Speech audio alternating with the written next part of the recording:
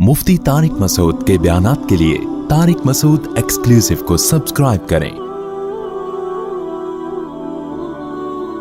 Tariq Masood exclusive.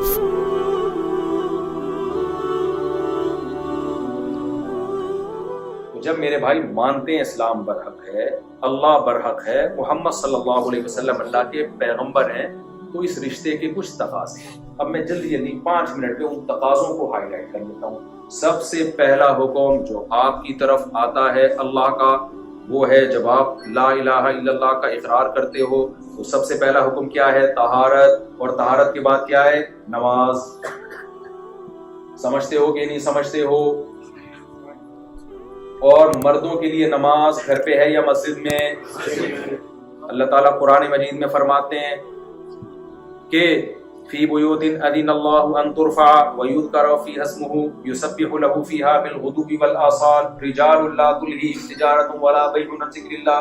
अल्लाह कहते हैं कुछ घर ऐसे हैं जो अल्लाह के घर हैं, उन घरों को कुछ ऐसे नेक लोग आबाद करते हैं जिनको तिजारत और कारोबार अल्लाह की याद से गाफिल नहीं करता। अल्लाह ने ये नहीं कहा कि वो तिजारत करते ही नहीं है, वो ऑस्ट्रेलिया में टैक्सी नहीं चलाते, वो ऑस्ट्रेलिया में जॉब नहीं करते। अल्लाह ने कहा वो सारे काम करते हैं, आए ही इसी सिलसिले में है। समझ रहे हैं ना? नमाज पढ़ने के सिलसिले में आना होता तो वही नहीं पढ़ लेते, वो आए तो कमाने के सिलसिले में है। तो इस्लाम दीन फितरत है। इस्लाम ने ये नहीं कहा कि वो कमाते नहीं, लेकिन अल्लाह ने कहा कि कुछ टाइम ऐसे हैं जब मस्जिद से हय्या अला सलाह की सदा गूंजती है तो फिर उनकी तिजारत और उनकी मुलाजमत उनको अल्लाह की याद यानी नमाज से गाफिल, और नमाज से मुराद है जमात की मस्जिद में नमाज, उससे गाफिल नहीं है। जितनी खवातीन यहाँ बैठी हैं और जितने मर्द यहाँ बैठे हैं, अज़म करें, मैं भी इरादा करता हूँ भाई 5 टाइम मस्जिद में हाजिरी के साथ हमने नमाज पढ़नी। औरत के लिए घर की नमाज मस्जिद से अफजल है। अफजल यही है कि वो घर में नमाज पढ़े, लेकिन कहीं बयान होता है जैसे जुम्मे के बयान, तो मेरी राय ये है कि उसको फिर मस्जिद में आना चाहिए ताकि औरत का मस्जिद से रिश्ता बोलो मस्जिद, क्योंकि अब हर जगह खवातीन जा रही हैं मस्जिद में, मौलवी साहब डंडा लेके खड़े होते मस्जिद में आना इजाजत नहीं है, तो वो क्या वो कह ठीक है फिर फिल्म ही ठीक है, क्या करें? तो काम जमाने के हिसाब से होते हैं। तो 5 टाइम पाबंदी से नमाज पढ़नी है, और खास तौर पे खवातीन के लिए, क्योंकि बच्चे माओ के कंट्रोल में होते हैं। बाप खुद माँ के कंट्रोल में जब है तो बच्चे कहां से कंट्रोल? जमाना है भाई, बच्चे किसके कंट्रोल में है? माँ के कंट्रोल में। तो माएं बच्चों को नमाज सिखाएं। बच्चों का मस्जिद और मदरसे से रिश्ता खत्म ना करें। आप ऑस्ट्रेलिया में तलाश करें, मदारिस बहुत है यहाँ, और बनाए मदारिस जो मदारिस सही उलमा हो, क्योंकि याद रखो मदारिस में भी दोनों तरह के मौलाना, there are 2 types of मौलानास। Pakistan में तो मदरसों के नाम पे धंधा भी तबीयत से होता है, ग्राउंड रियलिटी है। पाकिस्तान में कमाने का बेहतरीन तरीका ये है कि 4 दीवारी खड़ी करो, कुछ बच्चे उधार लेकर आओ कहीं से जो देखने में यतीम लगे गरीब से लगे, तो उनके नाम पे फिर नोट छापते रहो, और 2-4 कारी लाके बैठा दो, कुरान पढ़ा रहे हैं और मदरसा है। तो बहुत लोगों ने करोड़ों रुपए कमाए हैं। तो सारे मदरसे नहीं, अल्हम्दुलिल्लाह बहुत अच्छे हैं, तभी तो अल्हम्दुलिल्लाह उलमा भी पैदा हो रहे हैं, लेकिन बहुत से ये ड्रामेबाजी भी हो रही है। तो अब मैं जाके लोगों को हाईलाइट तो नहीं कर सकता, दुश्मनियां होंगी, केस हो जाते हैं, बड़े मसाइल होते हैं, लेकिन मैं खुद पर्सनली जानता हूँ ऐसे लोगों को जिन्होंने माशाल्लाह ऐसे नोट छापे हैं, 4-4 शादियां भी की हैं। पहले एक साहब आए, मेरी 4 शादियां, मैंने कहा करते हैं मदरसे का मोहतमी, मुझे एकदम काम मेरे काम खड़े, मैंने कहा इसके पास जो पैसा आया ना मदरसे को भी और शादी भी कर रहा है, तो इंक्वायरी की पता चला 2 नंबर आती है। जरूरी नहीं कि जिस मदरसे के मोहतमी ने 4 शादियां की हो तो 2 नंबर है, लेकिन वो वाला मैं तो वैसे भी किसी मदरसे का मोहतमी नहीं हूँ भाई। तो 2 नंबरियां भी बहुत हैं, दबा के 2 नंबर। मैं तो जामिया रशीद में पढ़ाता हूँ, उस्ताद हूँ, वहाँ की इंतजामी भी नहीं हूँ, लेकिन जामिया रशीद से मेरा बड़ा कल्बी रिश्ता जरूर है, क्योंकि आज मैं टूटा फूटा जो दीन की खिदमत कर रहा हूँ, इसके पीछे कौन है? जामिया रशीद। उनका एक विजन है, उनका एक हदफ है। लेकिन बहरहाल मदरसों में जैसे वहाँ 2 नंबरियां होती हैं, तो अब जब यहाँ मदरसे खुलेंगे तो कुछ मुखलिस लोग खोलेंगे और कुछ लोगों को अंदाजा हो जाएगा भाई पैसे कमाने का, ऑस्ट्रेलिया में बेरोजगार घूम रहे थे, चलो एक अच्छा तरीका आया, मुफ्ती साहब भी मदरसे की तरकीब देकर चले गए। देखो ट्रस्ट भी बनते हैं, यहाँ अकाउंटेबिलिटी बहुत ज्यादा है, लेकिन फिर भी जो 2 नंबर होता है ना वो सब कुछ कर लेता है। تو ایسے نہیں کہ جو بھی منہ اٹھا کے جو کام کرنا شروع کر دے. آپ نے دیکھنا ہے ریلائبل علماء ہوں, سنجیدہ علماء ہوں, تقوی والے ہوں, اگر وہ مدرسہ چلا رہے ہیں تو آپ نے ان کو بھرپور طریقے سے سپورٹ کرنا ہے. سمجھ میں آ رہی ہے بات کہ نہیں آ رہی؟ اگر اسلام کو باقی رکھنا چاہتے ہو تمہارا بڑھاپا اچھا گزرے, اولادیں انسان کے بچے بنے, نیک بنے, تو مدرسے کو آپ کو بنانا پڑے گا اور سپورٹ بھی کرنا پڑے گا, اور مدرسے سے رشتہ بھی بولو نا جوڑنا پڑے گا. تو خواتین کو بھی چاہیے اپنے بچوں کو دین سکھائیں اور گھر میں نماز کی پابندی کریں تاکہ اسلام سے, اور پردے کی پابندی کریں تاکہ اسلام سے رشتہ جڑا رہے. اور دیکھو عورت کو اللہ نے پردے کا جو حکم دیا مرد کی عیاشی ختم کرنے کے. جب پردے میں ہوگی تو میاں کو دیکھنے کے لیے اپنی بیوی کے علاوہ کوئی بھی نہیں ملے گا. حضرت حکیم اختر صاحب رحمہ اللہ فرمایا کرتے تھے جب ساری عورتیں پردے میں ہوں گی تو میاں لے دے کے بیگم کے پاس ہی آئے گا, کچھ ملے گا ہی نہیں. آج گھر سے باہر نکلتا ہے تو ہر عورت دعوت دے رہی ہوتی ہے اس کو, تو نقصان کس کا ہوتا ہے؟ وہ بیوی جو گھر میں تم سے وفا کر کے بیٹھی ہوئی, تو اللہ نے اس کا حق رکھا ہے, انٹیوں کا حق. سمجھتے ہو کہ نہیں سمجھتے؟ تو کھڑکی سے صرف جو سچی مچی کی جان ہے نا باڈی میں وہ نکلتی چاہیے, اس کے علاوہ کوئی جان نہیں چاہیے. تو ایک کام یہ کرنا ہے. دوسرا کام آپ نے, پہلا نماز ہو گیا, دوسرا کیا ہو گیا؟ مسجد اور مدرسے سے رشتہ مضبوط. تبلیغ میں بھی وقت لگا لیا کرو, گاہے بگائے کچھ 3 دن 40 دن اللہ رسول کا نام سننے کو ملتا ہے, انسان کا ایمان تھوڑا سا تازہ رہتا ہے. اور خاندانی کام کیا کرنا ہے میرے بھائی؟ اہم ترین بات یہ ہے کہ جتنے بھی ینگ جنریشن ہے یا نوجوان بیٹھے ہیں, قطعاً شراب کباب کی طرف مت جاؤ. کوئی زنا کی دعوت دیتا ہے اس کو ٹھکراؤ. دیکھو نبی صلی اللہ علیہ وسلم نے جو ٹاپ کے ولی اللہ میں جن کو شمار کیا ہے نا, جن کو قیامت کے دن اللہ خاص اپنے عرش کے سائے میں لے کر آئے, وہ تہجد گزار نہیں ہے, وہ جو ہے وہ اشراق اور اوابین پڑھنے والے نہیں ہیں. فرمایا وہ نوجوان جس کو خوبصورت عورت زنا کی دعوت دے اور وہ کہے انی اخاف اللہ, مجھے کس کا خوف ہے؟ وہ یہ نہ کہے کہ میرا دل نہیں چاہ رہا. جوان ہو, خواہشات کا سمندر ہو, لیکن کہے رکاوٹ کیا ہے. تو کل کسی نوجوان نے واقعہ سنایا کہ کسی نے اس کو زنا کی دعوت دی, اس نے کہا میں نہیں, حالانکہ کہہ رہا ہے میں بہت رغبت تھی لیکن میں اللہ کے خوف سے پیچھے ہٹ گیا. میں نے کہا میں نے اس کو خوشخبری دی ہے, میں نے کہا انشاءاللہ یہ جو تم اس گناہ سے بچے ہو نا, جبکہ روک ٹوک والا کوئی بھی نہیں تھا. بعض دفعہ انسان اس لیے بچتا ہے کہ لوگ کیا کہیں گے, وہ خوف بھی نہیں. میں نے کہا تم جو بچ گئے انشاءاللہ اس کی برکتیں اللہ تمہیں تمہاری نسلوں میں انشاءاللہ دکھائے گا. اللہ کے خوف سے جب آپ کسی برائی سے بچتے ہیں, نسلوں تک اس کی برکتیں چلتی ہیں, نسلوں تک چلتی ہیں اس کی برکتیں. اپنی حرام خواہشات کو پورے کرنے والے مارکیٹ میں بہت ہیں, اپنی خواہشات کو اللہ کے لیے قربان کرنے والے مارکیٹ میں شارٹ ہیں. جو چیز مارکیٹ میں زیادہ ہوتی ہے اس کی ویلیو زیادہ ہوتی ہے, جو شارٹ ہوتی ہے اس کی ویلیو زیادہ ہوتی ہے.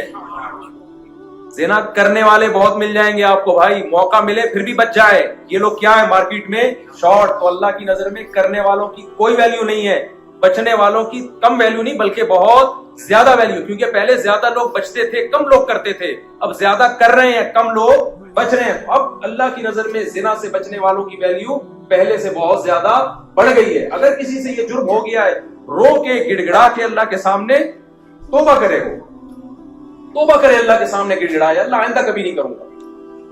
تو عزم کرتے ہو کہ نہیں کرتے؟ جو حلال اللہ نے پیدا کیا بھائی, اللہ نے تمہاری بیوی کو پیدا کیا, اس کو محبت ہو. ہمارے نبی کتنی محبت دے رہے ہیں اپنی زوجہ کو, جہاں سے منہ لگا کے پانی پی رہی ہے گلاس میں, اسی جگہ برتن میں آپ منہ لگا کے پانی پی رہے ہیں. تو میاں بیوی کے رشتے کو اللہ نے بنایا بھائی, اس کے علاوہ آپ کا کوئی اور رشتہ بولو نہیں ہے. وہ کام کرو جو پیغمبروں کی سنت ہے, اس کے علاوہ کوئی راستہ لیگل نہیں ہے آپ کے لیے. اور آخری بات بس یہ کر کے میں بیان ختم کرتا ہوں. اللہ نے اہل ایمان کی جہاں بھی صفات بیان کی ہیں, اکثر جگہوں پہ اللہ نے ایک صفت بیان کی ہے کہ یہ امانتوں کو پورا کرتے ہیں اور ایگریمنٹ کو پورا کرتے ہیں. مسلمان کبھی معاہدہ کر کے توڑتا نہیں. آپ جب ایک غیر مسلم ریاست میں رہ رہے ہو, آپ کا ایگریمنٹ مسلم سے ہو یا غیر مسلم سے, اسلام نے دونوں ایگریمنٹس میں کوئی فرق نہیں رکھا. ایک حدیث میں ہر جگہ سنا رہا ہوں, یہاں بھی سنا کے بات ختم کرتا ہوں. نبی صلی اللہ علیہ وسلم نے یہ حدیث میں, جاپان میں بھی جتنے میرے بیان ہوئے ہر بیان میں سنا, آسٹریلیا میں میرا دوسرا بیان ہے, پہلے بیان بھی سنائی دوسرے میں. لوگ ہو سکتا ہے تھک گئے سن کے, میں بول کے نہیں سکتا. نبی صلی اللہ علیہ وسلم کا صلح حدیبیہ میں مشرکین سے معاہدہ ہوا. معاہدہ کس سے ہو رہا ہے؟ مشرکین جو آپ کے خون کے پیاسے تھے, لڑنے کے لیے بیٹھے ہوئے تھے. معاہدہ ہو رہا ہے کہ یہاں سے کوئی مسلمان ہو کے وہاں جائے گا, یہاں سے کوئی کافر ہو کے وہاں جائے گا تو آپ اسے واپس نہیں کریں گے, لیکن ادھر سے کوئی کافر مسلمان ہو کے ادھر آ گیا, ہم اسے واپس کریں گے.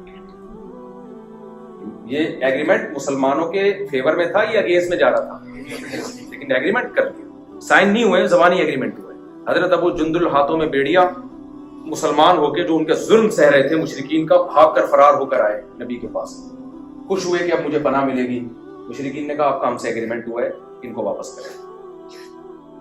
آپ بتاؤ دل پہ کتنے پتھر رکھ کے یہ کام ہوا ہوگا. ایک اپنا مخلص ساتھی جو ایمان قبول کر کے آیا ہے اور ڈر ہے کہ واپس کیا تو اس کو قتل بھی کر سکتے ہیں یہ, لیکن پیغمبر صلی اللہ علیہ وسلم حضرت ابو جندل کو مشرکین کے حوالے کر. حالانکہ ابھی ایگریمنٹ پہ سائن کیوں؟ زبان. بھائی محمد صلی اللہ علیہ وسلم اللہ کے پیغمبر ہیں, میسنجر آف گاڈ ہیں.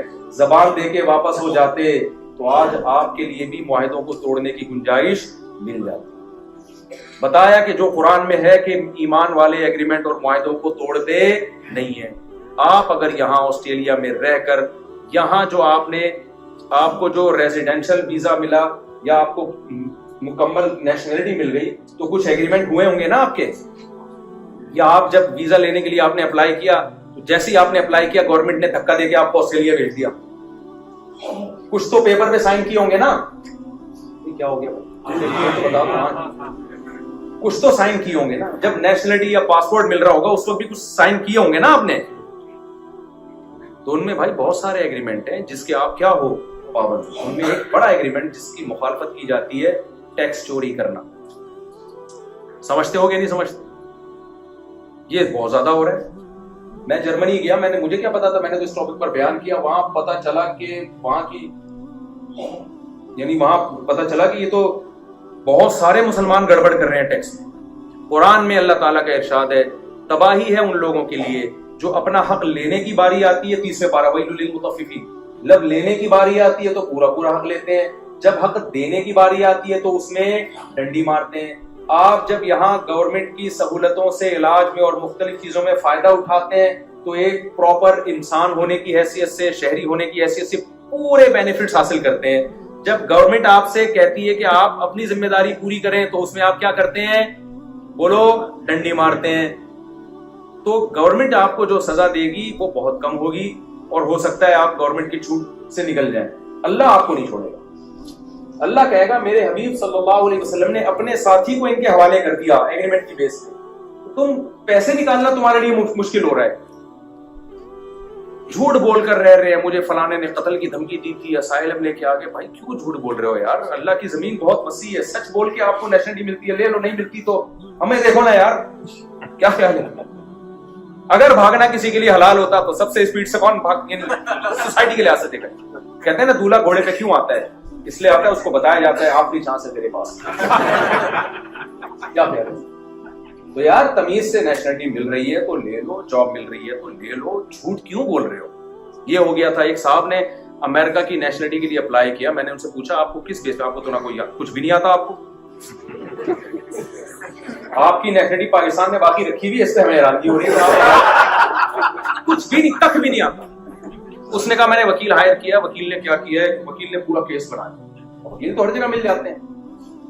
علامہ اقبال نے ایسے ہی تھوڑی کہا تھا پیدا ہوا وکیل تو شیطان نے کہا لو آج میں بھی صاحب اولاد ہو گیا. وکیل تو ٹوپیاں کرا دے گا. جب وکیل آئے نا دنیا میں تو شیطان نے کہا چلو اللہ نے ہمیں بھی بال بچے دے دیے. یہ اردو میں نے ترجمہ کیا ہے شعر, اتنی آسان ہوتی. تو وہ کیا کیا انہوں نے کیا کیا کہ وہ کہتے ہیں کہ مجھے جو نیشنلٹی, میں نے کہا آپ کو کیسے؟ کہتے ہیں اصل میں وکیل نے پوری کہانی سنائی نا, وہ فلانے نے تنظیم والوں نے حملہ کیا تھا, پتہ نہیں کیا کچھ پورا ڈرامہ بنا کے ایسے دھماکے ہوئے اس کے قریب میں, زندہ پتہ نہیں کیسے. حالانکہ شب برات کا پٹاخہ بھی کسی نے نہیں پھوڑا اس کے قریب میں, کوئی پٹاخہ بھی نہیں پھوٹا ہو. ارے تم تمیز سے جہاں تمہیں روزی مل رہی ہے سچ بول کے وہاں کھا لو یار. اللہ کی زمین کیا ہے؟ بہت بڑی ہے. کیونکہ ایک دفعہ جھوٹ جس کی بنیاد ہو نا پہ ساری زندگی جھوٹ ہی چلتا ہے. تو اس لیے بھائی سچ بولنا سیکھو, قانون کو فالو کرنا سیکھو. یہاں آپ یہ امیج مسلمانوں کا بناؤ کہ یہاں کی گورنمنٹ کہے کہ یار مسلمان تو ہمارے جو پرانے شہری ہیں نا, یہ مسلمان ان سے بھی زیادہ اچھی لائف گزارتے ہیں. سمجھتے ہو گے نہیں سمجھتے؟ ایک دفعہ میں کہیں کسی کنٹری میں تھا, بہت لمبی لائن لگی ہوئی تھی نا ٹریفک کی, سائڈ میں راستہ تھا, ایک صاحب نے لائن توڑ کے نا, پاکستانی تھے وہ, جانے لگے. میں نے کہا یار یہ نہ کرو, دیکھو یہ اتنے گھنٹے سے لائن میں لگے ہوئے, تم بھی لگے ہو سکے, بیوقوف ہے میں تھوڑی بیوقوف. میں نے کہا یار سافٹ ویئر وہی ڈلے گا, وہ اپڈیٹ.